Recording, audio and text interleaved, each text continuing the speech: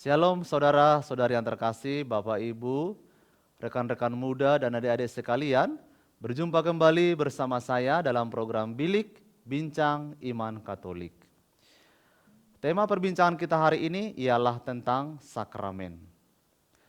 Tahukah Anda bahwa hidup kita sebagai umat beriman gereja Katolik itu sangat akrab dengan sakramen-sakramen.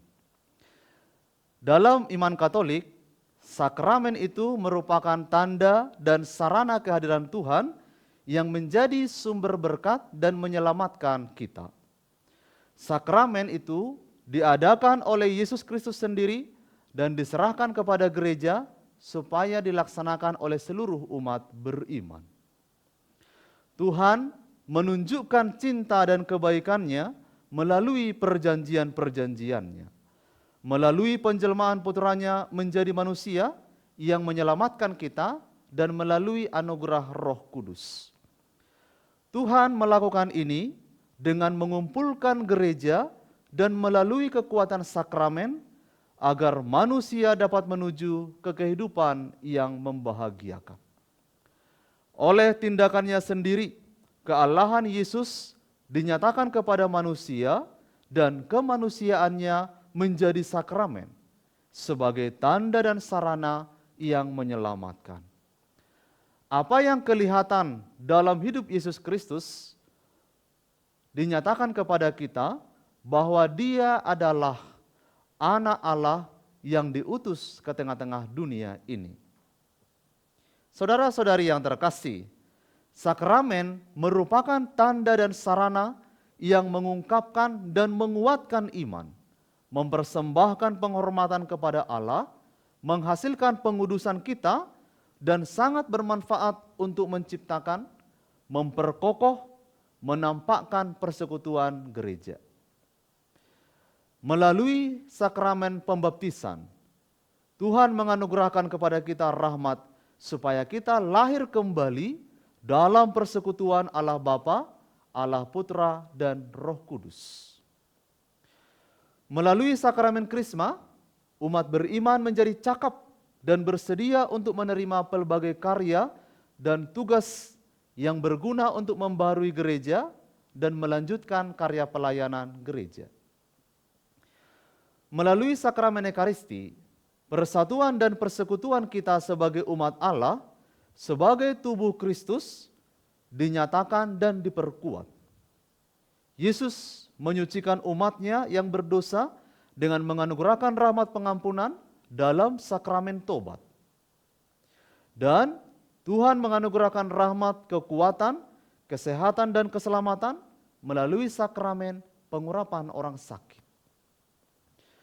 Tuhan menganugerahkan kuasa mengajar, kuasa menyucikan dan memimpin kepada para imam, kepada para gembala.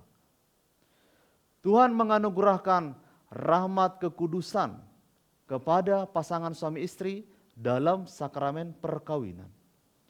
Mereka dipanggil untuk saling menguduskan dan saling menyelamatkan dalam hidup perkawinan.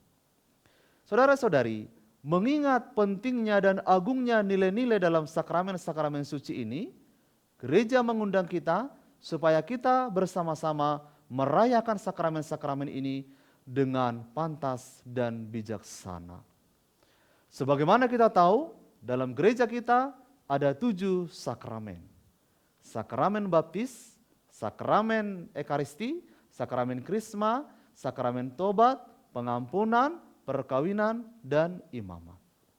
Dari ke-7 sakramen ini, ada 3 sakramen yang hanya dapat diterima 1 kali seumur hidup, yaitu sakramen baptis, sakramen Krisma, dan sakramen imamat. Saudara-saudari, akhirnya ada 3 hal yang harus selalu kita pahami dalam sakramen ini. Pertama, sakramen itu diadakan oleh Yesus Kristus sendiri. Yesus adalah pelaku utama dari setiap sakramen yang kita rayakan dalam gereja. Kedua, sakramen itu adalah tanda yang kelihatan, tanda perjanjian bahwa kita ini adalah milik Kristus selama-lamanya. Yang ketiga, sakramen itu sungguh-sungguh mendatangkan rahmat. Maka setiap kali kita merayakan sakramen, selalu ada tanda yang dapat dirasakan oleh indera. Setiap sakramen itu terdiri dari materia dan forma. Materia itu adalah sarana-sarana yang kita gunakan ketika kita merayakan sakramen-sakramen itu. Sedangkan forma itu adalah rumusan-rumusan yang diucapkan oleh imam ketika merayakan sakramen-sakramen itu. Sebagai contoh, sakramen baptis. Materianya ialah air suci, lilin, kain putih, dan minyak krisma. Sedangkan formanya ialah ketika imam mengucapkan, "Aku membaptis engkau dalam nama Bapa dan Putra dan Roh Kudus." Saudara-saudari yang terkasih, hidup kita bertumbuh karena dipelihara oleh Tuhan lewat sakramen-sakramen ini. Maka semoga hidup kita selalu bertumbuh berkat sakramen-sakramen suci yang kita terima dan yang kita rayakan dalam gereja